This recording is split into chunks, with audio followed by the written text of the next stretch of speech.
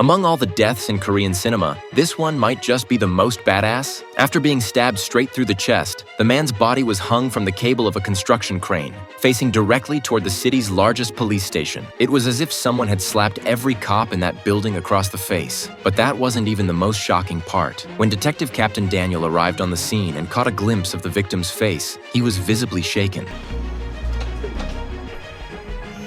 Daniel could only shake his head nervously because he recognized the victim. In fact, he was the one who had killed him. Just the day before, Daniel had cracked a major case, a breakthrough that would all but guarantee him a promotion and raise. For a veteran officer who had spent decades climbing the ranks, this was a dream come true. His team even threw a party in his honor, celebrating into the late hours of the night. Having had too much to drink, Daniel couldn't drive home, so his team put him in a taxi. On the ride, he excitedly called his wife to share the good news, then leaned back for a quick nap. But when he opened his eyes again, he found himself in the middle of nowhere, far from the city. Before Daniel could process what was going on, the driver pulled a knife from his waistband. Accusing Daniel of corruption and bribery, the driver lunged at his head with clear intent to kill. Thankfully, Daniel's years of experience kicked in.